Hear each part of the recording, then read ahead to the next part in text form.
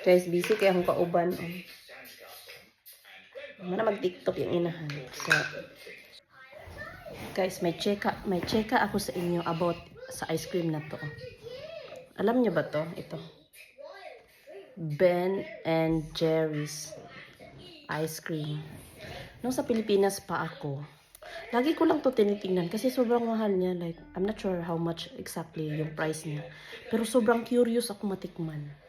Kaya ang ginawa ko, sabi ko kay Stefano kanina, pwede mo ba akong bilhan yan? Kanang curious lang talaga, gusto ko lang talaga matikman. So, binilhan niya ako guys. Uy, grahe, kagahi ba? Ano ba? Kinainan ko na nga ito kanina sa kotse. Gahi man kayo. Uy, marami nag-ulong nga. Gahi ulong, saba? Nakita ko to sa freezer sa Pilipinas, di ba? Mahal talaga siya. Parang ang sayang ng pera ibili nito ba? Tapos kanito lang siya kaliit, diba? Dito talaga, tinry ko talaga siya kay medyo mura-mura man siya ng a little bit dito, guys. Ewan ko kung magkano to sa Pilipinas. Malapit siguro mag 400, 300, ano. Kasi dito parang 300, 200 plus lang siya dito eh. Sobrang curious. Ang sarap nito. Pero, okay naman. Mga 4 euro siya dito sa Pilipinas. Gahi lang tayo siya, uy. Ano ba din usa ka makakaon?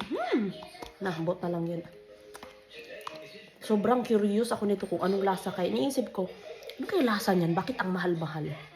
Hindi ko talaga siya binili sa Pilipinas kasi sayang nga yung pera. Dito, tinry ko talaga siya. Makikita nyo to sa mga freezer dyan sa mga mall.